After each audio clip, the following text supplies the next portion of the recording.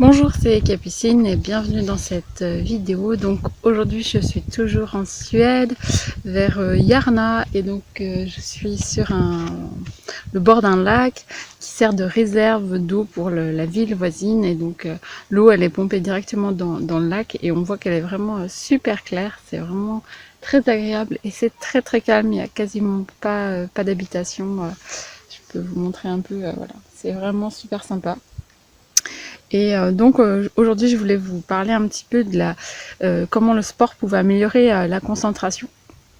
Donc j'ai profité de mon séjour en Suède pour retourner à mes premiers amours qui sont la course d'orientation. J'en ai fait pendant très très longtemps et puis maintenant j'en fais un petit peu moins.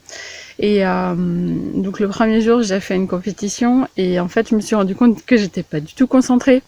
Et du coup j'ai fait plein d'erreurs, je me suis perdue, il y a même des balises que j'ai pas trouvées, alors que bon, j'ai fait quand même du haut niveau pendant longtemps, mais du coup j'ai senti vraiment que la concentration n'était pas là. Et j'ai vraiment, du coup j'ai réfléchi à tout ça pendant la course, qui m'a pas aidé à trouver mes balises, je pense, mais sur cette capacité à se concentrer, mais je pense que c'est un des problèmes les plus dont se plaignent le plus les parents, et peut-être que les enfants aussi en souffrent, mais même nous en tant qu'adultes, en fait, quand on n'est pas concentré, on a du mal à faire les choses dont on a envie, les tâches dont on a envie de réaliser, et ce qu'on a envie de faire dans notre vie. Et je trouve que le sport est un très bon moyen de développer cette concentration, parce que on a un contrôle de notre état de concentration qui est immédiat. Alors il y a certains sports bien sûr qui sont un peu plus où on a moins besoin d'être concentré, par exemple si on court ou qu'on nage ou quelque chose qui est un peu répétitif, en fait, eh bien il y a pas vraiment de concentration.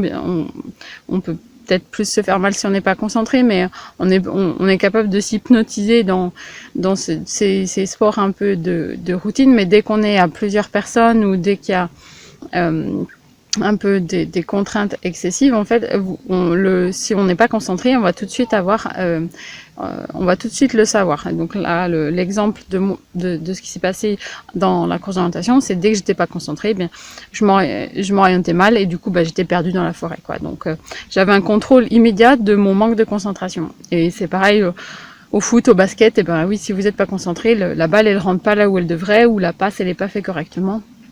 Et on a un contrôle de l'erreur qui est immédiat sur l'état de sa concentration.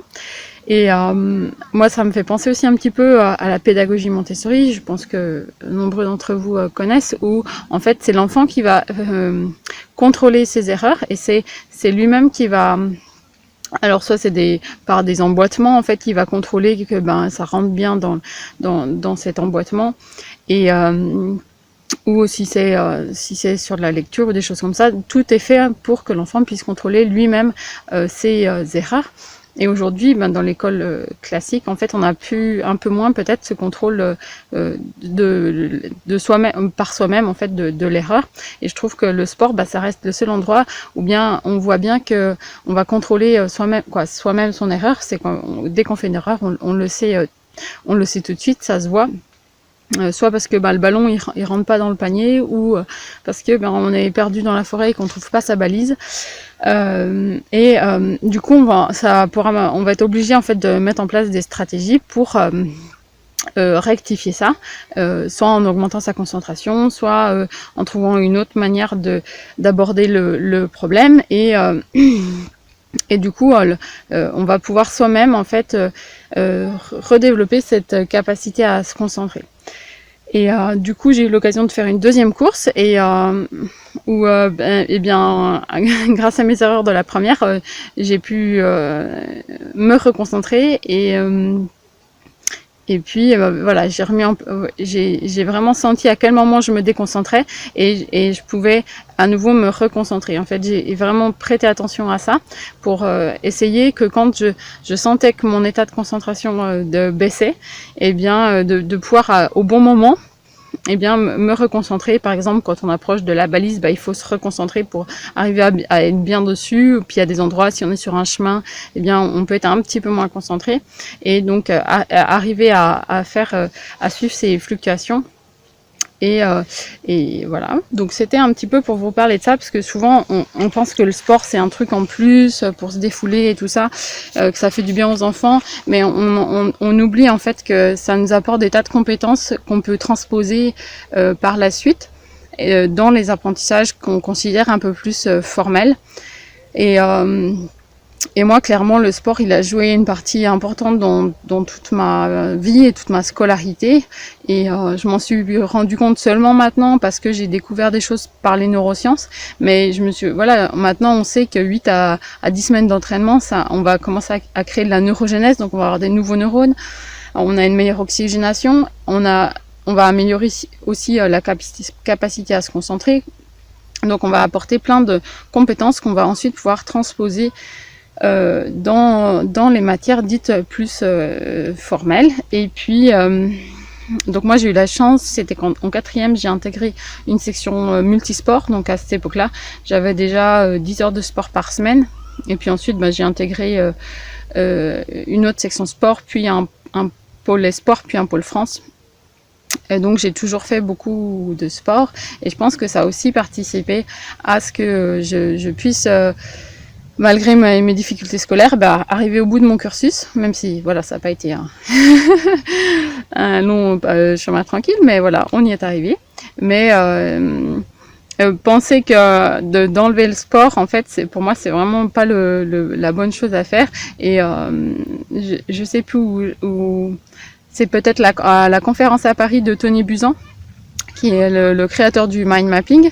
Je vous ferai sans doute une vidéo sur le mind mapping parce que c'est vraiment quelque chose de très intéressant.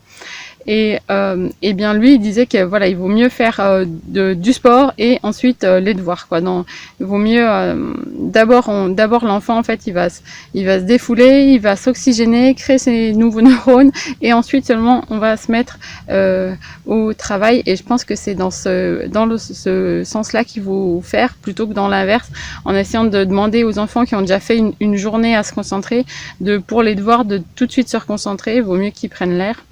Et puis même, il y en a certains qui disent que encore pire que ça, c'est que du coup on se concentre. C'est plus facile de se concentrer le matin au niveau des hormones et des cycles de concentration. C'est plus facile de se concentrer le matin que le soir, et donc il vaut mieux, sur le principe du Miracle Morning, je ne sais pas si vous connaissez, eh bien